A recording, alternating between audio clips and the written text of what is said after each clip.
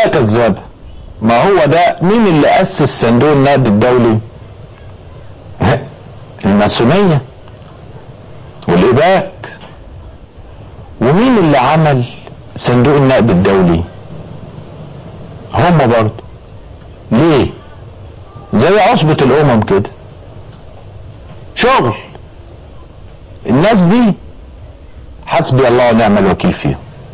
مش المصرية بعد، وأن الفضل لله في أن هدى المهندس أحمد عز في أن يستخدم هذا الأسلوب.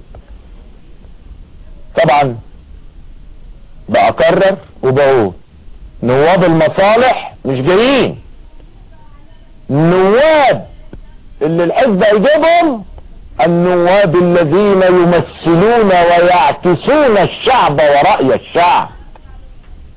بس اطمئنوا يعني ما تقلقوش. نأمن مصر من مخاطر لا تعد كل ده. احقاقا للحق جهاز امن الدولة ده نأمن مصر من مخاطر لا تعد من مخاطر الشعب ضد النظام، مش من مخاطر يا فندم ليس من مخاطر الشعب ضد النظام زي ما حضرتك بتقولي ومليين كذا الكلام، انما امن ووطن واستقرار مصر. امن الدولة بيبذل فيه مجهود غير عادي. كشف غموض حادث سرقة مصروغات والمظات نادرة من فيلا. كشف غموض حادث سرقة مصروغات مجوهرات، معلش يعني الحقيقة الحقيقة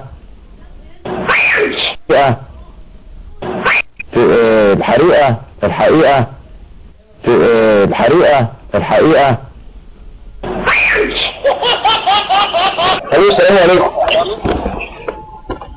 الو السلام عليكم. مين معاك؟ انا بكلم حضرتك بخصوص البيج اللي انت عاملها، الصفحه اللي انت عاملها على الفيسبوك. تمام. انت بتقول ان انت معاك مستندات بتثبت ان وائل الغنيم عميل وتابع للماسونيين، مظبوط؟ تمام. طب حضرتك ممكن نشوف المستندات ديت ولا ايه الكلام؟ طب انا ما نزلتش على النت ونزلت على التلفزيون وما نزلتش. لا انا عايز اشوف المستندات الاصليه. المستندات الاصليه عند النائب العام. طب حضرتك في صور منها او اي حاجه تقدر تبعتها لنا طيب؟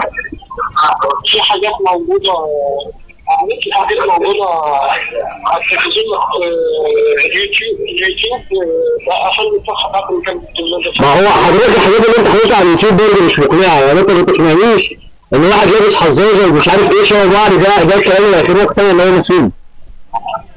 لا ما انا ما نزلتش حاجه بتقول كده خالص. انا مش شايف، يعني انا مش شايف اي حاجه من اللي حضرتك منزلها مقنعه. وانت حضرتك شفت اللي انت شفته انت، اذا كان الصفحه بتاعتي مقفوله. لا حضرتك الصفحه بتاعتك مفتوحه وانا جايب من عليها الرقم بتاعك، يعني انا جبت رقمك منين؟ الصفحه بتاعت اليوتيوب اللي كان عليها الفيديوهات اتقفلت. حتى الصفحه اللي على اليوتيوب اللي كان عليها الفيديوهات اتقفلت. طب مش غريبه حضرتك نوعا ما ان هم يقفلوا الصفحه يعني يقفلوا الصفحه بتاعتك على اليوتيوب مفتوحه، على الفيسبوك مفتوحه، ويقفلوا الصفحه اللي على اليوتيوب؟ مش غريبه دي شويه؟ اليوتيوب بتاعهم، اليوتيوب بتاع شركه جوجل. طب ما الفيسبوك برضه بتاع شركه جوجل. مين قال لك كده؟ لا ده كلام تهديد. مين قال ان الفيسبوك بتاع شركه جوجل؟ حضرتك انا بكلمك من دبي، انا شغال في المقر الرئيسي بتاع شركه جوجل. وانا بص، مين قال بقى ان الفيسبوك بتاع شركه جوجل؟ انت جوجل اشترك في الفيسبوك. لا حضرتك اتفرج كده على نسبه الاعلان الادفرتايزنج بتاعتنا على جوجل على اليوتيوب وانت تعرف ان هي تبعنا اهو. طيب وحضرتك بقى قفلت لي صفحتي ليه على اليوتيوب؟ عشان انت كذاب. طب انا كذاب، قفلتها ليه؟ مش تخلي الناس تشوف ان انا كذاب؟ ما هو انا حضرتك انت حاليا لايف مع الناس كذاب معايا في المكالمه. شكرا جدا، شكرا بس خلي بالك يعني اللي انت بتعمله ده مش نظافه يعني. انا كذاب انت محترمين، مش اللي شبه حضرتك وامثالك. الشعب المصري العظيم، الناس الوطنيين المحترمين، مش اللي شبه حضرتك وامثالك فاهم انت ازاي؟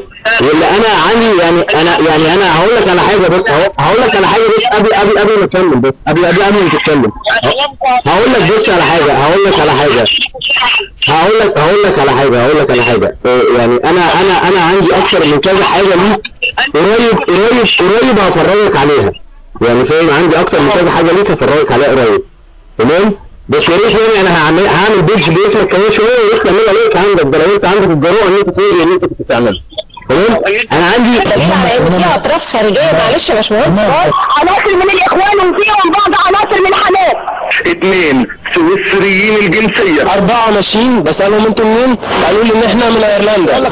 واضح ان العالم كله قرر اعلان الحرب على مصر في نفس الوقت، لذلك فالعدو هو كل اجنبي على ارض مصر، كل سايح، كل صحفي، كل مصور، ان شاء الله حتى يكون عابر سبيل. كل اللجان الشعبيه اللي موجوده في الشارع اي اجنبي يشوفوه موجود مع دكتور اجنبي يصوروه بالموبايل بتاعهم.